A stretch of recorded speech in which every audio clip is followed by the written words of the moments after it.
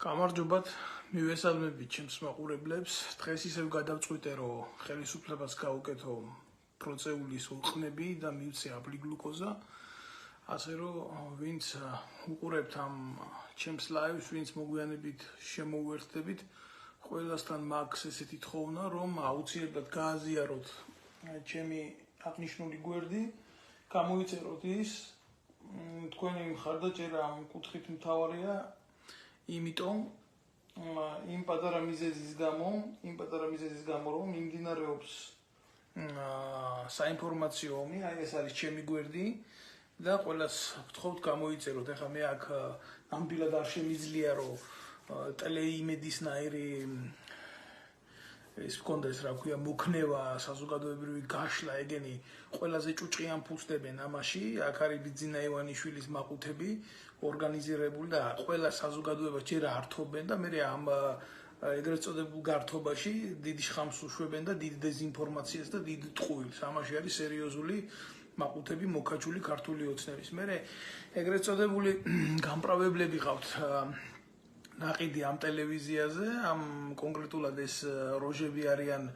ახლა ჩამოვთვლია მაგათ სახელებს, შეიძლება დიდად არაფრის მომცემი არ იყოს, არც თქვენთვის და არც საზოგადოებისთვის, მაგრამ ყოველ შემთხვევაში რომ იცოდეთ, ვიღაცა ნოე, ვიღაცა მეტრაკი ანრი ჯოხაძე, ვიღაცა ბარიგანა ეს ბადურაშვილი, ხრათაობის ბოზი რო არის თავისი შთამომავლობით და ვიღაცა ეს კუზანოვა ჩამოუყალიბებელია ჯერ ვინა რა არის, რა თემით აწყობილი როჟა. ამაზე ახლა არ განვავრცობ. დღევანდელი ჩვენი საუბრის თემა იქნება ქართული ოცნების ნარკოლოგიური მდგომარეობა. ოღონდ ახლა ამას კლინიკური გაგებით ვამბობ და არა ვთქვათ პერფორმანს ვაკეთებ ან რამე ისე ამონარიც ვაკეთებ ამ კუთხით. ქართული ოცნების ხელისუფლებაში არის ორი მიმართულება, რომელიც არის ნარკოდამოკიდებულობაზე ცალკე და რომელსაც უნდა რომ ამითი ფული იშოვოს. და არის კიდე კატეგორია ჯგუფი ადამიანების, რომელიც ნარკორეალიზაციით ფულს შოუდობს. ეს არის ეგრეთ წოდებული პოლიცია, ეგრეთ წოდებული უშიშროება, სერიოზულად მფარველობენ ნარკოკარტელს ქვეყანაში. თუ ვინმე ზაღა ეჭვი შეგეპარებათ, ერთ პატარა ამბავს გაგახსენებთ, აგერ გაიხსენეთ, ვის უნდა ქვეყანაში ლეგალიზაცია ნარკოტიკის. ეს იყო ბიძინა ივანიშვილი და ქართული ოცნება. ხო გახსოვთ კარგად. ეს მე ხო არ გამომიგონია, ბევრმა არც კი გაბედოს, რომ დამაბრალოს, რომ რაღაცას ვიგონებ. ლამის მთელი საქართველო ფეხზე წამოდგა და წინ დაუდგა სიმახინჯეს, რომ ეს გაეჩერებია, მაგრამ როგორ რანაირად ეს დროებით გაჩერდა, იმიტომ რომ საზოგადოებრივი აზრი გაითვალისწინეს, მაგრამ ის ქვედა დინებები არსად არ გაჩერებულა, არავინ არ შემახსენოს და არ მითხრას ახლა, რომ ფონიჭალა მიაქ ნარკოტიკი, ფონიჭალა გელა მთელი საქართველო მიაქ ნარკოტიკებს, აზერბაიჯანის საზღვარი თავიდან ბოლომდე მთელი სადახლოებით იმით ეს არის უზარმაზარი ტრაფიკის წყარო, რომელსაც პირადად აკონტროლებს ივანიშვილის ყოფილი მცველი, ის კისტის ტოფებით რო ანგრევდა მერცხლის ბუდეებს, გომელაური და უშიშროების მინისტრი, ის ბარათებს პლასტიკური ბარათების გამცემი რო იყო ქართული ოცნების დღევანდელი უშიშროების მინისტრი როა და ადრე ბიძინა ივანიშვილის ბანკი ქართულს, ეგრეთ წოდებული პლასტბარათების დამზადებელი. ეს ადამიანები სერიოზულ თანხას შოულობენ ამითი და ეს ფული შემდეგ გიდება არჩევნებში. ახლა ეს თემა არ არის მათი გამოგონილი, ეს ნაცებმა როგორც სისტემა დაახვედრეს, ასე და ეს სისტემა აითვის ეს ახლა კარგს კი არ გააკეთებენ, რამეს აკეთებენ მხოლოდ და მხოლოდ იმას, რაც მაგათ ძალაუფლების შენარჩუნებას ხელს უწყობს და მეც არაფერს. ნარკოკარტელი იზრდება ფაქტიურად ჩვენი ქვეყნის 30% ახალგაზრდობის ვამბობ. ახალგაზრდობის ცალსახად არის ნარკოდამოკიდებული უკვე აი ამ საზიზღარ საშუალებებზე რა. მე ყველაზე ცუდი ის არის, რომ ვინც ამ წამალს იძლევა, ეს არის უცხო ქვეყნის საგარეო დაზვერვა. ეს ხო არ არსებობს ახლა ბუნებაში ნარკოტიკი და ნარკოტრაფიკი კი არა, ჩიტი ვერ გაიჭეჭანებს თუ სახელმწიფოს არ უნდა. ჩვენზე ძლიერი სახელმწიფოები არიან, რომლისგანაც გადმოდის ეს საზიზღარი ნარკოტიკული საშუალებები ჩვენს ტერიტორიაზე. თავისთავად ისინი არიან მაკონტროლებელი ამისი, უშვებენ ჩვენ ქსელში ასეთ სისაზღვრეს და ნებისმიერ მომენტში შეუძლიათ შეცვალონ ამ ნარკოტიკის ხასიათი და გამოიწვიონ ანუ სხვა ბიოლოგიური ქცევები შეცვალონ საზოგადოების ქცევითი ხასიათი. ისედაც ნარკომანის ქცევა მაინდა-მაინც დიდად ადეკვატური არ არის ბატონებო, მაგრამ ზოგადად ისეთი ფორმები შეიძლება ამან მიიღოს, ეს არის ლაბორატორიულად დამუშავებული ყველაფერი, რომ ამას შეიძლება მოყვეს საზოგადოებრივი განადგურება და სერიოზული არეულობა მოყვეს ფსიქონერვიული და მორალური მოშლილობა მოყვეს ამას მასობრივი ქვეყანაში. წესიერ ქვეყნებში საერთოდ არსებობს ფსიქოლოგიური თავდაცვის კომიტეტები, რომლებიც სწავლობენ სხვადასხვა საფრთხეებს თანამედროვე საზოგადოების მდგომარეობის, ფსიქიური მდგომარეობის და კეთილყოფის შენარჩუნებისთვის, მაგრამ ახლა საქართველოში ფსიქომორალური მდგომარეობის შენარჩუნება კი არა და ეგზისტენციალური პრობლემები არის, ვინ როგორი არსებობს და როგორ ჩაიდოს ლუკმა პირში ან ამაზე ახლა ლაპარაკი მრცხვენია რა, მაგრამ რეალურად ეს ასე არის. ჭეშმარიტად ეს ასე არის, მხოლოდ ორ კატეგორიას აქვს იმის საშუალება კონდეს არსებობის უფლება, ეს არის ვინც არის ნაციონალური მოძრაობის წევრი და არის ქართული ოცნების წევრი. სხვა ადამიანი ადამიანად არ ითვლება. სხვა ადამიანი ითვლება რაღაც არავის ხალხი. შეიძლება ესე დაარქვა. არავის საზოგადოება. მათი ინტერესები არათუ მთავარია, მათი ინტერესები არის ტუალეტის წყლის ტოლფასი. დამიჯერეთ რასაც გელაპარაკებით. თქვენზე გული არავის არ შეტკივა, დღეს საერთოდ რომ ამოიშანთოთ ქვეყნიდან და სხვაგან გადაბარგდეთ, ეს არავის არ შეაწუხებს. არანაირ ფორმაში ეს არ შეაწუხებს. ეხლა დღესდღეობით მიდის იმაზე მუშაობა, თუ როგორ შეიძლება მოახდინონ ვთქვათ იმ პროცესების რეგულირება, რომ მეტი ნარკოტიკული საშუალებები გახდეს გამტარი ჩვენი ტერიტორია. აი ამაზე მიდის ძირითადად, იმიტომ რომ ჩვენი ტერიტორია არა მარტო აზერბაიჯანიდან იღებს წამალს, ეგრეთ წოდებულ წამალს, არამედ ჩვენი ტერიტორია გამტარი არის ირანიდან ნარკოტიკული საშუალებების. მე მხოლოდ ჯერჯერობით ნარკოტიკებზე მაქვს ლაპარაკი, თუმცა არის სხვადასხვა ტვირთები, რომელიც გაცილებით უფრო მნიშვნელოვანია და ზვირად ღირებულია ვიდრე ნარკობიზნესი. თქვენ წარმოიდგინეთ არის ასეთი ტვირთებიც. სამხედრო დანიშნულების ტვირთები, მაგრამ ახლა ამაზე ლაპარაკი არ მინდა. ბევრი პრეცედენტი იყო, მაგალითად, როცა ურანიუმით ვაჭრობა ხდებოდა ჩვენი ტერიტორიის გავლით და ამას ფარველობდნენ პოლიტიკოსები, როგორც არის აგერ ბურჯანაძე და ბევრი მისნაირები. და მიშა სააკაშვილის დროს და ახლა რა თქვენ გონიათ, ეს არ მოხდება იმის დროს, ივანიშვილის დროს და დიდი სინდის ნამუსი აქვს ამ ადამიანს და ამაზე ხელს არ მოაწერს. ჩვენ არ აქვს საერთოდ არ აქვს საზღვრები დაცული პირველ რიგში. ის რომ სახელმწიფო ინტერესიც რო იყოს ჩვენგან გამოვლენილი სახელმწიფო ინტერესი რო იყოს აი ამ ყველაფრის კონტროლის, საზღვრები მაინც არ არის ისე დაცული, რომ აი საფრთხეები თავიდან ავირიდოთ. საზღვრებზე არ არის ბიოლოგიური თავდაცვის ელემენტები, არ არის ქიმიური თავდაცვის ელემენტები, არაფერი არ არის საერთოდ. რაღაც ერთი სკანერი აქვს ნაყიდი, დოკუმენტებს თუ შეხედავენ, იქ რა ხდება, როგორ ხდება, ვინმეს იარაღი ხო არ გადმოაქვს და ალბათ კინოლოგების რაღაცა ფორმალური სამსახური თუა დაასხივონ, დაასუნიონ რაღაცა და მორჩათ. ესეც იმიტომ, რომ პოლიციას არ გაუჩნდეს კონკურენტი წამლის გაყიდვაში. და ეგრეთ წოდებული პროგრამა, რომელიც ნარკომანებზეა გათვლილი და თითქოს მათ მკურნალობაზე და ასე შემდეგ ეგრეთ წოდებული ჩამნაცვლებელი წამლები როა მე არ ვასახელებ, არ მინდა მაგათი ხსენება.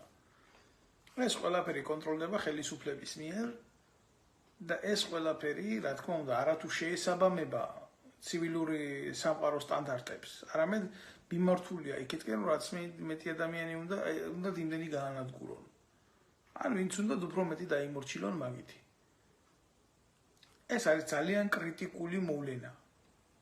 ძალიან კრიტიკული მოვლენა და მე გეუბნებით თქვენ, რომ უახლოეს მომავალში ამ 30%-ის ახალგაზრდობის 30%-ის 15% საერთოდ მოსპობენ.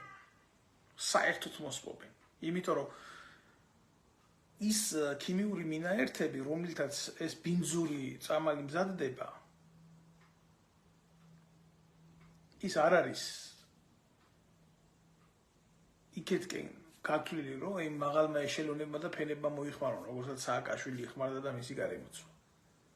ეს გათვლილი არის მხოლოდ და მხოლოდ ფსიქონერვიულ დესტაბილიზაციაზე ჩვენი ქვეყნის და ახალგაზრდობის განადგურებას. ძალიან ბევრი სორტიფიკაცია აქვს ამ ყველაფერს. მე არ მინდოდა ამ ბლოგის გაკეთება, მე ნაკლებად ვეხები ესეთ თემებს, მაგრამ ეს იმდენად უკავშირდება საქართველოში ყოფა ცხოვრების ნორმალიზებას და იმ გონივრულ რეალურ წარმოდგენებს, რომელსაც ასე მოწყვეტილია მთელი ერი და მთელი საზოგადოება, რომ ამაზე ლაპარაკი ღირს. აი მაგალითად არ გიკვირთ, რომ აი რატო ხდება, რომ კაცო ქართველებში და ქართველ ხალხში ამდენი ახალგაზრდები გამოდიან ამ და ასეთი ფორმით, ასეთი მასით და მხარს უჭერენ ისეთ უსახურ ადამიანებს, როგორიც არის თქვა შვილდაძეები და ასე შემდეგ, ხო? რატო ხდება ეს? არ გიკვირთ? აი მე გიხსნით თქვენ რა ხდება სიამბილეში.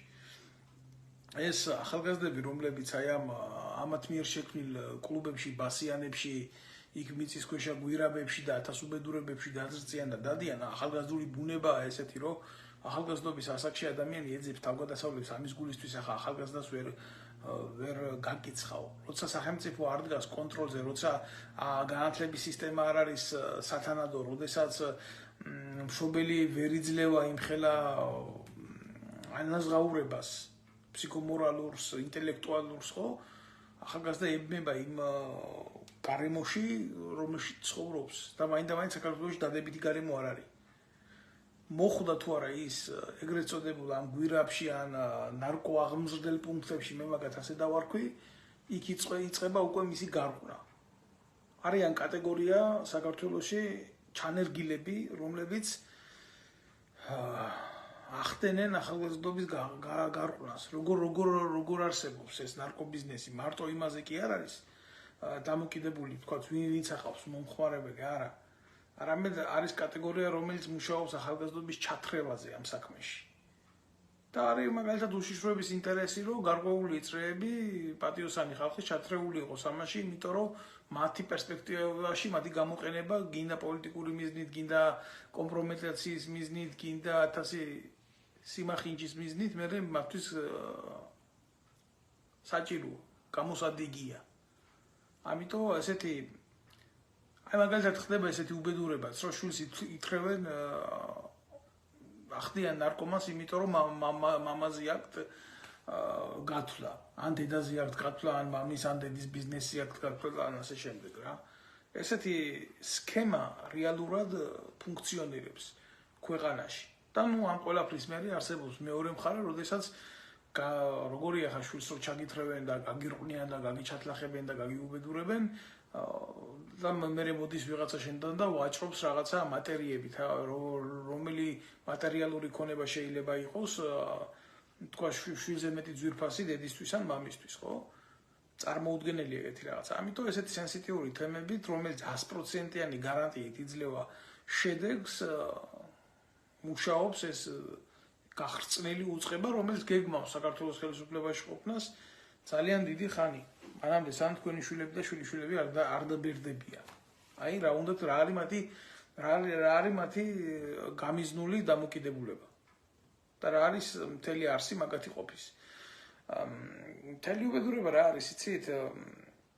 ეს ჯგუფები მომზადებულები არიან ადამიანი, რომელიც პირველად შედის ამ ნარკოსფეროში, მას არიჭერენ, თავისთავად ყველაფერი პოლიციამ კარგად იცის, მას მიაღებიებენ ნარკოტიკს, ჩაითრევენ, აკიდებენ ეგრეთ წოდებულ ლომკას, გამოძარცვავენ, გამოძალავენ, მიყიდიან მას ნარკოტიკს, მაქსიმალურად ამოუღებენ თანხებს, იქნება ეს წარმატებული ემიგრანტების, როგორ უნდა დავარქვა ხა იმათ, წარმატებული ემიგრანტები.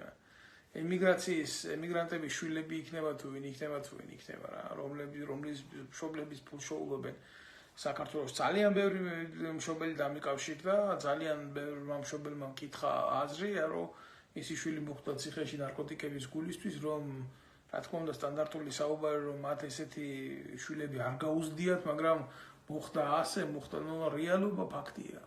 ვერავინ ვერ ცვლის ამას. საქართველოში მიმდინარეობს ქართველი ერის გადაშენება, ფსიქოლოგიური მოსპობა, იქნება ეს ნარკოტიკები, ეს ერთი ასპექტია კონკრეტულად, თორე ის რომ დედები შვილებს ტოვებენ და იძულებული არიან წავიდნენ ემიგრაციაში და იმუშაონ იქ და უგზავნონ მერე ეს ფული თავიანთ შვილებს და მერე უპატრონოთ ყველანაირი მორალის გარეშე დარჩენილი შვილები გასართობად ამ თანხებს ნარკომანიაში დებენ, ეს არის სახელმწიფო პრობლემა, ეს ვიღაცა ოჯახის კერძო პრობლემა კი არ არის. ესაა სახელმწიფო პრობლემა. იმიტომ ამას აქვს სისტემატიური სახე. და ასე იქნება ჯგუფი. მერე იქნება გვერდითა სოციუმი და შემდეგ იქნება ბრბო. იმიტომ აი ამ ეშელონებს რაც ჩამოვთვალე, აერთიანებთ ერთი ქსელი. ამას ქვია ნარკოქსელი, რომელსაც კურირებს ნარკოდილერი. ამას ქვია პოლიტიკური ნარკოტიკი. პოლიტიკური ნარკოტიკის მეშვეობით ხდება ამ ქსელის მართვა. ჩვეულებრივ ადამიანს ნამდვილად შეიძლება არ გაუხარდეს სადმე ადგომა და წასვლა, მაგრამ ადამიანს, რომელსაც აქვს მოთხოვნილება, მიზიდულობა, ადამიანს, რომელსაც აქვს დამოკიდებულება ნარკოტიკის მიმართ, ის გულგრილი ვერ დარჩება ვერასდროს, დღის ნებისმიერ მომენტში, დროის ნებისმიერ სივრცეში, რომ მას მიაწოდონ სიამოვნების საშუალება და მან ამაზე უარი თქვას. ამიტომ ეს ადამიანი ხდება იმ ქსელის თანამონაწილე, რომელსაც ჩვენ უყურებთ ტელევიზიებით და ჩვენ უყურებთ მხოლოდ ერთ მხარეს, ერთადერთი რაც უფრო ახლო მიდის ეგრეთ წოდებული კამერები, მათი სახეები უფრო ვიზუალურია და უყურებთ მათ ქმედებას არაადეკვატურს, გაბრუებულს, სულწამხდარს და წაშლილს. და რა მორალით და რა ლექსიკით და რა დამოკიდებულებით ხდება, ხო, მათი საზოგადოებრივი ურთიერთობა. არ აკლებენ არაფერს. აი, რა არის სახელმწიფო პრობლემა და რა არის რეალურად პოლიტიკური ნარკოტიკი. თორე ნარკოტიკს კაცო სამედიცინო დანიშნულებით ძალიან სერიოზული მისია აკისრია და იმას ართმევს მედიცინა თავს წლებია უკვე ეგ რო არ არსებობდეს ბევრ ადამიანს ტკივილების გაყუჩება არ იქნებოდა და ასე შემდეგ ბევრ კეთილსინდისიერ ადამიანს მე ვიტყოდი ასე. ამიტომ ჩემო კარგებო გაიაზრეთ სწორად, როდესაც თქვენ შვილებს ვინ საქართველოში ცხოვრობთ, მიაბარებთ ამ ეგრეთ წოდებულ ნარკოაღმზრდელ პუნქტებს. ან შემთხვევით იქ მოხვდებიან. რა შეიძლება იყოს უახლოეს 3-4 ვიზიტის შემდეგ იმ ადგილზე. ახალგაზრდა ცნობიერება ძალიან მარტივად ებმება ამ ყველაფერში. აი მაგალითად გეტყვით, ერთადერთი აღნიშნული კლუბის უფროსი ბასიანის იყო მიხეილ სააკაშვილის გენერალური შტაბის J1 დეპარტამენტის უფროსი, ეს არის კადრების სამსახურის უფროსი. ეს ხო არ არის პატარა თანამდებობა, ანუ მთელი არმიის კადრების სამსახურის უფროსი იყო ამ ნარკო კარტელის ერთ-ერთი ყანდური. საიდან ხდება ეს? კაც რომელსაც პირდაპირ ბმა ჰქონდა ავღანეთთან და ქართული ჯარი იცით ხო ავღანეთში დადიოდა. მე ახლა არ გავშლია ქრისი გულისთვის. ეს არ იყო ქართული ინტერესების გულისთვის, მაგრამ იქედან ვიღაცა ეზიდებოდა ნარკოტიკს. და ამარაგებდა ამ კლუბებს იმისთვის, რომ საერთოდ ყველაფერი ყველგან ყოფილიყო ხელში.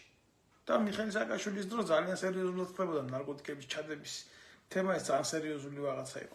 ასე არის ქართული ოცნების დროსაც. გულახდილად გეტყვით ამას, ეს არ არის პატარა მოვლენა და დილემები როგორი აქვს ახლა გეტყვით, თუ შეხედეს ვინმე პოლიტიკურად აქტიურია, იწყება მისი კომპრომეტირება, როგორ ახლა იმ წუთას კი არა. ჯერ რა თქმა უნდა ეს ადამიანი წააგებს. იმიტომ რომ საქართველოს თუ ვინმე პოლიტიკაში არის და თუ ვინმე იმარჯვებს მით უმეტეს ამ პლატფორმაზე, ის კი არ იმარჯვებს ფული, მხოლოდ და მხოლოდ ფული. და მხოლოდ და მხოლოდ ფულში უყურებს ქართველი ძალაუფლებას. ერი რა ეს დარჩენილი ელემენტები, კონგლომერატი. ერი სად არის? ერი არ არის ისა ალბათ უფრო ბრბო, ერი აღარ ცხოვრობს უკვე საქართველოში ქართველი ერი. და უფლება წარწმუნებული საზოგადოება. მე ასე დავყოფთი ამას. ხო, აი ესეთი მომენტებია. შემდეგ იწყება მეორე ეტაპი. შეხედავენ ადამიანს. აუ ეს კაცია? ამას საყვარელი? საყვარელი თუ არა იქნება პედერასტია. ხა თუ არც პედერასტია და არც საყვარელის არ იკარებს ირგვლივ ამგანი შეგზავნის, მაშინ უკვე შეხედავენ და აბა ბიჭო იქნებ ჯართან თუ აქ შეხება, მაშინ მოდი იარაღი ჩაუდოთ. ყველაზე უფრო ახლოსა თუ არც ჯართან აქ შეხება, არც იარაღთან აქ შეხება, არც ამ საყვარლებს იკარებს, არც პედერასტია, ხო, მაშინ ადგებიან და ჩაუდებენ ნარკოტიკს. აუ რომ მარტივად და ეს მე პროპაგანდონები ესენი ამათი დაიწყებენ ლაპარაკს, რომ აუ ეს ნარკომანია, მაგას სახში დათესილი ქონდა პლანი და ასე შემდეგ და ასე შემდეგ და ყველაზე მცირე აქედან გამოიძერწება ადმინისტრაციული პატიმრობა, ასე ვიტყოდი, პრობაცია და ატარებენ 1-2 წელიწადი ხელმოწერაზე და ეყოლებათ ასე რა პროკურატურის ჩმორში ადამიანი განახული. და ეტყვიან მე ნებისმიერ დროს აი ცოტა გიკლია და ციხეში ხარ რა. აი ესეთი მეთოდებით მუშაობს ქართული ოცნება. ასე დამართეს ჩემ ბიძაშვილს უპატიოსნეს ადამიანს, რომელიც ჩართული იყო ჩემ უახლოეს ახლობლებთან ერთად პოლიტიკურ ცხოვრებაში ნარკოტიკს არ გაკარებია, არ სვამს საერთოდ. ნარკოტიკზე ზედმეტია ლაპარაკი. სვანეთის მიყრუებულ სოფელში ცხოვრობს. მიყრუებულ სოფელსა და დედასთან ერთად მარტო ამუშავებდა თუ ვინმე ქართულ მიწას ამუშავებს ხალხს. მიადგნენ. რა თქმა უნდა იქ აიტანეს ეს ეგრეთ წოდებული მოსაწევის საშუალება და დაუდეს და წაიყვანეს მერე და აბა თქვი ახლა ან შენია ან დედა შენის ახლა რომელი კაცი იკადრებს ამას რომ თქვას რომ დედა ჩემისაა ეს და ამიტომ იძულებული გახდა ეთქვა რომ ჩემია. შეამოწმეს ტესტზე, რა თქმა უნდა, არ ამოვარდა და ადვოკატები კიდე გაბოზებულები, სუსისგან მიგზავნილები, ჩათლახები, მამაძაღლები, საქართველოში ხო ერთ-ორ კაცს ნახავ, ალბათ ადვოკატად ნორმალურს. ახლა შენ თუ ამაზე ხელს არ მოაწერ, მე 3 წელიწად ჩაგაჯერიან და ასე შემდეგ. აი სინამდვილეში რა მდგომარეობაში ვართ ჩვენ ქართველები. და რა ვითარება გვაქვს ჩვენ ქართველებს და სად მიდის ჩვენი შვილების გზა. მიდის აქედან. მე იძულებული ხდება ადამიანი, რომელიც ამ სისტემას არ დაემორჩილება, არ აქვს სრული ბუნებით არ არის მიდრეკელი იქეთკენ მონობისკენ, დატოვოს ეს ქვეყანა და შეუერთდეს მარადიულ საქართველოს აგერ ან ემიგრაციაში, ან შრომაინც ის კიდე სად. აი ამის თქმა მინდა მე და ის შავი ფული, რა თქმა უნდა, რომის ბრუნვაც რამოდენიმე მილიონია, ათეულობით მილიონი, მე ვიტყვი ამას. თვიური სახე აქვს ამას მიღებული. წლიური კი არა, თვიური ბრუნვა აქვს ამ ნარკო რეალიზაციას საქართველოში.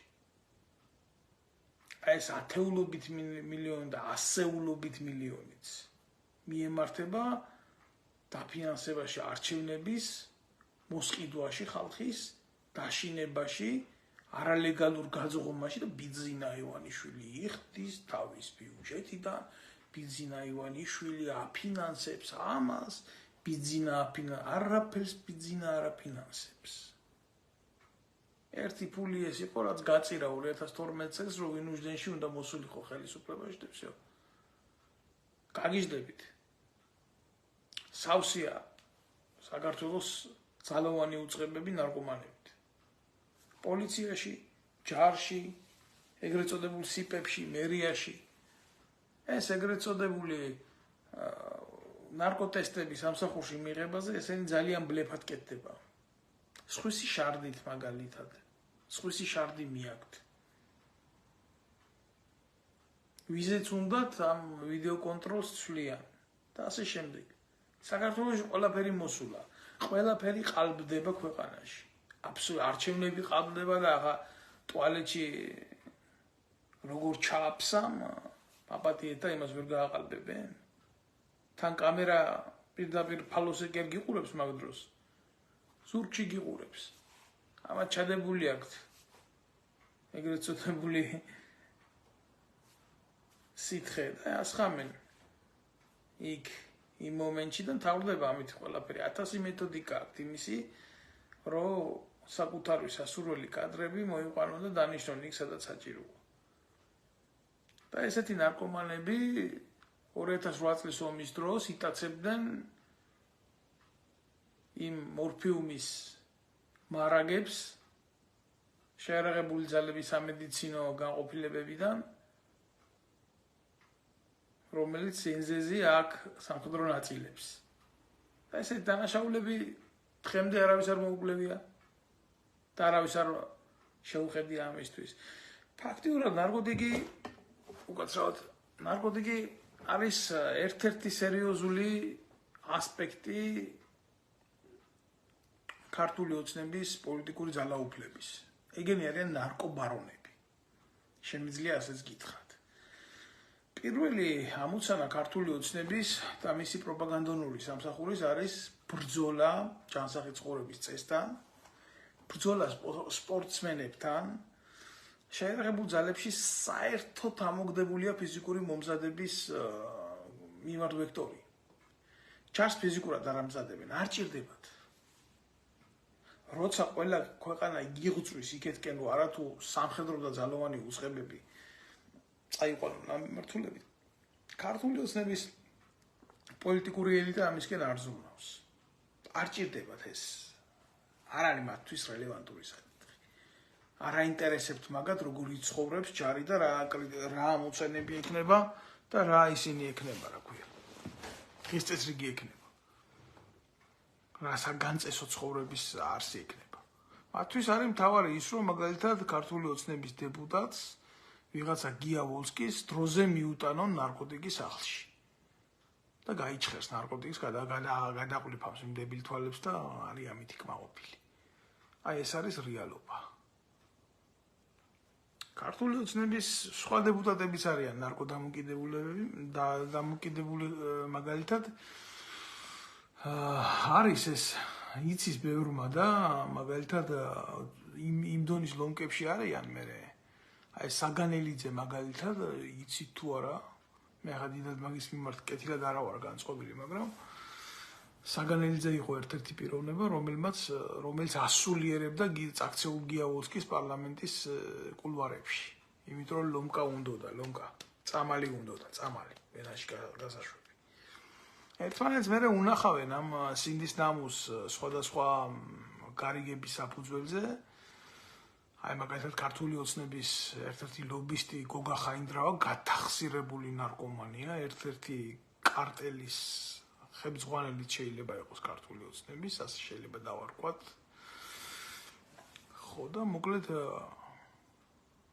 ეს ადამიანები თან მორალისტობენ ხელისუფლების სახელით თან მართავენ ქვეყანას ნარკოტიკებით და თან კიდე კანონმდებლები არიან ფაქტიურად ეს ქვეყანა არის სრულთა ქვეყანა, ჯელსომინოს ქვეყანა არის, რომელსაც მართავს ჯაკომონი, ბიძინა ივანიშვილია ჯაკომონი, ცნობილი იტალიური მას მაგონებს, მართლა ყველაფერი ბევრჯერ მითქვია და ბევრჯერ გამეორება მას. ჯელსომინო სრულთა ქვეყანაში არის ესეთი სატირული, ვითომ საბავშვო, მაგრამ ამეტანი არა საბავშვო ნაწარმოები ჯელსომინო სრულთა ქვეყანაში. სადაც ტყუილი არის სიმართლე და სიმართლე არის ტყუილი. ექვივალენტურად არის ასე.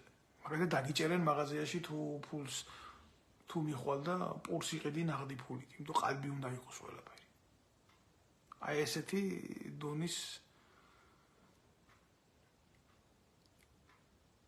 წესი შემოვიდა ჩვენთან. ესეთი დონის ცხოვრება გვაქვს ჩვენ ქვეყანაში. კიდევ ერთხელ გთხოვთ, ვინც ამ ჩემს ბლოგს უყურებთ, გამოიწერეთ ეს არხი. ჩემი ერთადერთი მიზანი არის დავამარცხო ქართული ოცნების პროპაგანდონული სამსახური. ყველაზე დიდი ბოროტება, ექვივალენტი საქართველოში ნარკოტიკული სიმახინჯის ეს არის ქართული ოცნების პროპაგანდონული სამსახური. გმადლობთ ყურადღებისთვის. დღეისთვის მე საკმარისად ვისაუბრებ, ასე რომ მომავალში